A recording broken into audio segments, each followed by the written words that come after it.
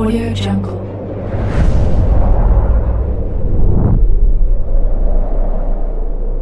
Yo, balik lagi bersama Mimin di Manhwa TV. Kali ini kita akan lanjutkan pembahasan dari cerita Riches Can Buy Loyalty, chapter 107 dan 108. Mimin infokan kembali bagi teman-teman yang ingin menonton video terbaru lebih cepat, silahkan bergabung menjadi member di channel ini, agar Mimin juga tambah semangat untuk update cerita terbarunya lebih cepat. Tanpa berlama-lama, yuk kita masuk ke ceritanya.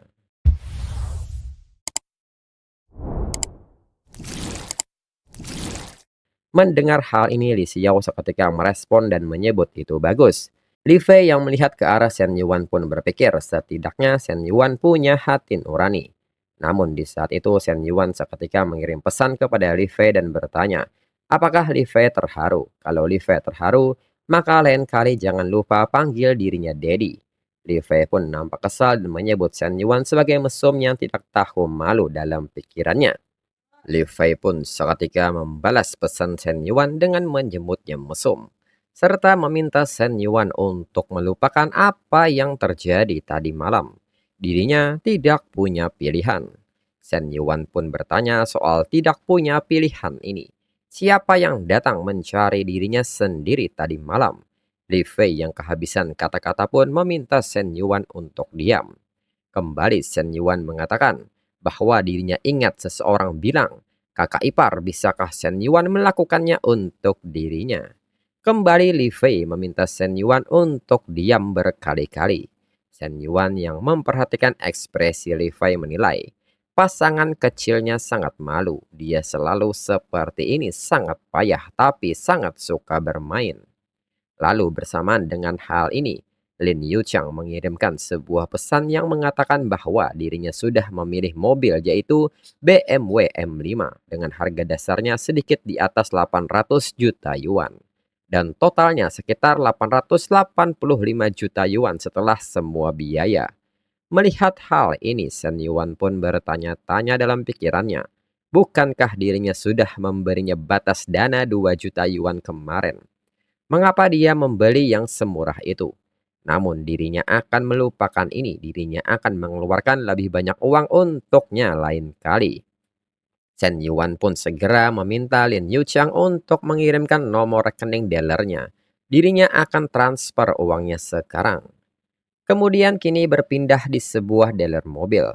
Seorang sahabat Lin Yuchang yang bernama Wan Fang bertanya, apakah Lin Yuchang serius mau membelinya? Salesnya sudah mendapatkan persetujuan harga diskon. Begitu Lin Yuchang memesan itu lebih dari 800.000 yuan.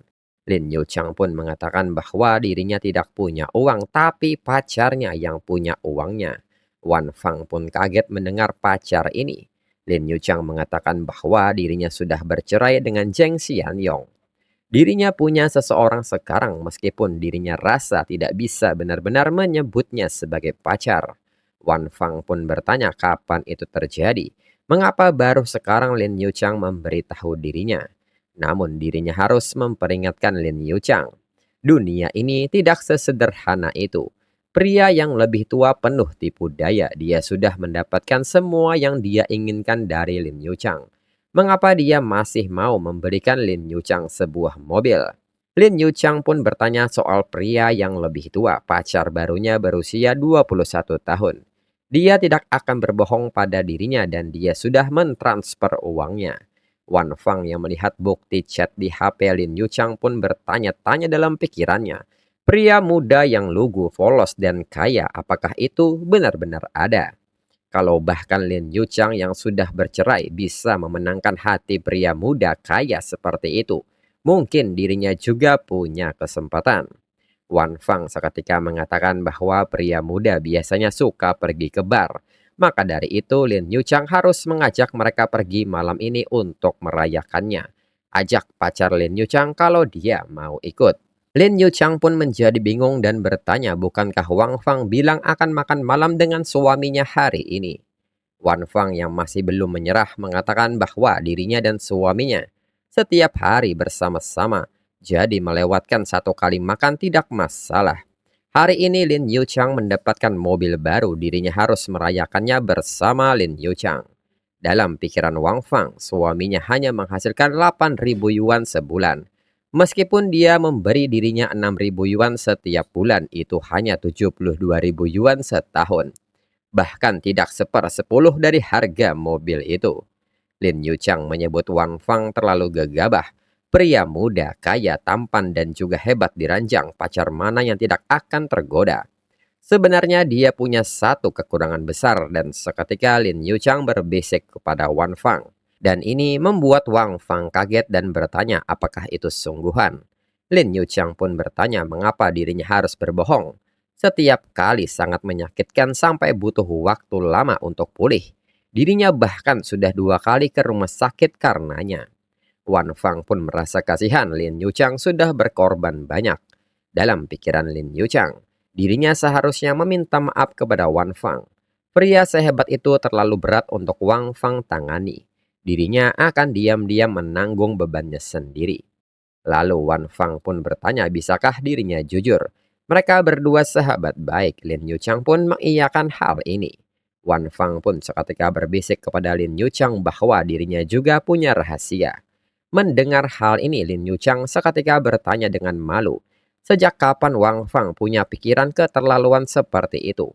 Dalam pikiran Lin Yuchang, dirinya hanya ingin menakut-nakutinya, tapi malah tanpa sengaja membongkar fantasi anehnya. Itu bukan hal yang seharusnya orang usulkan dengan santai. Wan Fang dengan malu meminta Lin Yuchang untuk menyampaikan pesan baik untuknya. Dirinya tidak akan mengganggu hubungan mereka berdua. Kalau Lin Yuchang tidak keberatan, mereka bertiga bisa bermain dalam satu permainan. Lin Yuchang pun seketika terdiam mengenai threesome ini. Lin Yuchang pun bertanya-tanya dalam pikirannya apakah itu benar-benar sesuatu yang seharusnya dikatakan sahabat baik. Mereka berdua bersama, sama sekali tidak akan pernah terjadi. Dan kembali Lin Yuchang berbisik kepada Wan Fang. Mendengar hal ini, Wan Fang sangat kaget dan mengatakan bahwa dirinya tidak percaya ternyata ada orang seperti Lin Yuchang. Bagaimana Lin Yuchang bisa tahan? Kalau dirinya sudah pasti tidak akan sanggup. Lin Yuchang pasti memar di sekujur tubuhnya. Lin Yuchang pun menyebut ini tidak apa-apa, sekarang sudah jauh lebih baik. Dalam pikiran Lin Yuchang, itu seharusnya cukup untuk mengelabui Wan Fang. Dirinya rasa tidak boleh lagi menyebut Shen Yuan kepada orang di sekitarnya. Shen Yuan seperti jackpot lotre yang tiba-tiba jatuh dari langit terlalu mudah membuat orang iri. Sementara itu di perusahaan Jingpu, Shen Yuan yang memperhatikan ponselnya menilai bahwa cashback dari pembelian mobil Lin Yuchang sudah masuk. Shen Yuan pun kini meminta Pu Yingzi untuk membuat daftar beberapa kompleks perumahan di Liu District. Sebaiknya yang dekat dengan universitas dan kecualikan Song Hu Tiandi, Po Yubai, dan Jin Xiu Guan Yuan. Pu Yingzi pun mengerti, namun Pu Yingzi seketika bertanya mengapa tiga itu dikucilkan. Shen Yuan mengatakan bahwa dirinya sudah membeli rumah di sana. Dirinya tidak bisa terus menempatkan semua orang di lingkungan yang sama. Mendengar hal ini, Fu Yingzi pun nampak kaget dan mengetahui alasannya. Jadi Shen Yuan sudah membeli rumah di 3 kompleks itu untuk 3 wanita berbeda. Dan sekarang dia bersiap membeli satu lagi untuk wanita keempat. Shen Yuan memang hebat. Shen Yuan yang memperhatikan Fu Yingzi pun seketika bertanya, mengapa Fu Yingzi melamun? Serta Shen Yuan meminta Fu Yingzi untuk memanggil Zhong Yu untuk datang ke kantornya. Fu Yingzi pun mengerti. Lalu kini Shen Yuan pun bertanya kepada Zhong Yu di antara studio yoga yang mereka akuisisi, apakah Jian Fang yang terbesar? Zhong Yun pun membenarkan hal itu. Shen Yuan mengatakan bahwa dirinya menugaskan seseorang di sana sebagai manajer administrasi dan minta Tong Wen untuk bekerja sama sebisa mungkin. Zhong Yu pun mengerti. Lalu saat keluar, Zhong Yu pun bertanya-tanya dalam pikirannya, ini sudah yang keberapa dari Fu Yingzi, Liu Menglu, Qiolei, Long Jinghan, dan sekarang Lin Yuchang yang statusnya sudah bercerai. Shen Yuan benar-benar pemain, dia cakap pintar dan entah bagaimana mengatur semua wanita ini dengan mudah. Kebanyakan orang menyembunyikan hubungan mereka, tapi Shen Yuan justru menempatkan mereka semua di perusahaan yang sama. Sementara itu, Jia pun memberitahu Shen Yuan bahwa dirinya sudah menyelesaikan pengunduran dirinya dan memesan tiket penerbangan ke kota bintang untuk besok. Shen Yuan menyebut itu hal yang bagus. Besok Jia akan ikut dengan dirinya untuk memeriksa pila itu. Dalam pikiran Shen Yuan, Jia datang tepat waktu. Tim miliknya akhirnya mulai terbentuk. Manajemen semakin handal dan semua orang menempati peran masing-masing. Semuanya bergerak ke arah yang benar. Keuntungan misi dari sistem seharusnya mulai menunjukkan hasil dalam waktu paling cepat 2 bulan. Lebih dari cashback. Dirinya menantikan hadiah industri misterius itu. Mengingat cara kerja sistem, mungkin nilainya bahkan lebih besar dari Jingpu itu sendiri. Lalu kini seseorang mengetuk pintu ruangan Shen Yuan dan Shen Yuan segera mempersilakannya untuk masuk. Dan ternyata itu adalah Long Jinghan. Long Jinghan pun mengatakan bahwa Qiole bilang dirinya bisa menghabiskan malam ini bersama Shen Yuan. Apakah itu sungguhan? Shen Yuan pun seketika menggoda Long Jinghan dan bertanya apakah dirinya pernah mengatakan itu. Long Jinghan pun seketika lesu dan mengatakan bahwa mungkin Qiole salah dengar. Dengan ini dirinya akan kembali dulu. Segera Shen Yuan menangkap tangan Long Jinghan serta mengatakan bahwa dirinya hanya bercanda. Mengapa Long Jinghan mudah sekali tertipu? Segera Shen Yuan mengajak Long Jinghan untuk makan malam bersama dirinya. Long Jinghan pun bertanya perlukah mengajak Qiole juga. Shen Yuan pun bertanya bukankah Qiole sudah memberitahu Long Jinghan tentang hukuman yang Qiole dan Meng Lu terima hari itu. Sedangkan Long Jinghan dirinya belum menghabiskan banyak waktu bersama Long Jinghan akhir-akhir ini. Apakah Long Jinghan tidak marah pada dirinya? Long Jinghan pun mengatakan bahwa dirinya tentu tidak marah. Dan kembali Shen Yuan bertanya apakah Long Jinghan beneran tidak keberatan mereka bertiga bersama sebelumnya. Long Jinghan pun mengatakan bahwa itu tidak sama sekali. Long Jinghan tidak keberatan ini dan tidak keberatan tentang hal itu. Lalu apa yang memberatkan Long Jinghan? Long Jinghan mengatakan bahwa dirinya tidak keberatan dengan semua itu asalkan Shen Yuan bisa meluangkan waktu bersama dirinya setiap kali Shen Yuan senggang. Shen Yuan mengatakan dari semua hal Long Jinghan memilih hal yang paling sulit untuk dirinya berikan. Dalam pikiran Shen Yuan, kecuali suatu hari semua NPC bisa tinggal bersama. Dari mana dirinya bisa mencari waktu luang sebanyak itu? Malam ini dirinya akan fokus memuaskan Long Jinghan sampai dia tidak akan menginginkan dirinya selama seminggu ke depan. Shen Yuan mengerti dan segera mengajak Long Jinghan untuk pergi sekarang. Long Jinghan pun mengerti. Lalu saat Shen Yuan keluar, seorang karyawan memberitahu Shen Yuan bahwa ada 2 wanita yang datang ke sini mencari Shen Yuan. Dan mereka menunggu di sana. Saat menengok, Shen Yuan pun tidak menyangka bahwa 2 wanita itu adalah Luo Bingying dan Zhou Peiwei. Shen Yuan pun kini bertanya-tanya dalam pikirannya apakah mereka berdua saling kenal. Sementara itu Peiwei pun bertanya apakah itu gadis yang Luo Bingying temui terakhir kali. Luo Bingying mengatakan bahwa itu bukan dia. Peiwei pun kaget dan bertanya apakah ini berarti yang ketiga kalinya. Luo Bingying mengiyakan hal ini. Dalam pikiran Luo Bingying, 3 kali pertemuan dan bersama wanita yang berbeda. Apakah Shen Yuan benar-benar sudah menjadi playboy? Peiwei pun mengerti ini menjelaskan mengapa Shen Yuan tidak tertarik pada Bao Ping. Gadis di samping Shen Yuan jelas lebih cantik. 2 yang lainnya mungkin juga sama cantiknya. Luo Bingying merasa aneh mendengar Peiwei mengatakan hal itu. Bukannya Peiwei seharusnya mengkritik Shen Yuan karena selingkuh. Peiwei pun seketika bertanya apa yang perlu dikritik. Dirinya tidak berencana berkencan dengan Shen Yuan. Berapa banyak hubungan yang Shen Yuan jalani itu bukan urusan dirinya. Lalu kini Shen Yuan yang menemui mereka pun bertanya ada perlu apa mereka mencari dirinya. Luo Bingying mengatakan bahwa Shen Yuan sudah banyak membantu keluarganya. Dirinya ingin mengucapkan terima kasih dengan benar tapi Shen Yuan tidak pernah membalas pesan miliknya. Jadi dirinya datang ke sini berharap bisa bertemu dengan Shen Yuan. Dirinya tidak menyangka benar-benar ketemu. Dengan ini apakah Shen Yuan ada waktu hari ini? Shen Yuan pun menanggapi hal ini serta mengatakan bahwa hari ini tidak bisa. Luo Bingying pun seketika bertanya tentang besok tidak harus makan malam, makan siang juga tidak apa-apa. Shen Yuan pun mengatakan bahwa mereka akan lihat nanti kalau ada waktu akan dirinya beritahu Luo Bingying. Mendengar hal ini Luo Bingying menilai bahwa itu sama saja ditolak dengan sopan. Pei Wei seketika bertanya kepada Shen Yuan apakah Shen Yuan masih mengingat dirinya. Shen Yuan pun mengatakan bahwa itu tentu saja Pei Wei kecil adalah sepupunya Su Baoping. Pei Wei pun meminta Shen Yuan untuk tidak menyebut dirinya kecil, umur dirinya sebenarnya 1 bulan lebih tua dari Shen Yuan. Shen Yuan mengatakan bahwa dirinya berteman dengan Baoping, jadi Pei Wei itu adik perempuan dalam keluarga. Bukankah seharusnya Pei Wei memanggil dirinya kakak, lagi pula dipanggil adik perempuan membuat Pei Wei terdengar lebih muda. Pei Wei pun seketika bingung dan meminta waktu untuk memikirkan hal ini. Namun di saat itu Luo Bingying menegur Pei Wei dan mengajaknya untuk kembali ke topik utama. Pei Wei pun baru sadar dan meminta Shen Yuan melupakan hal itu dulu.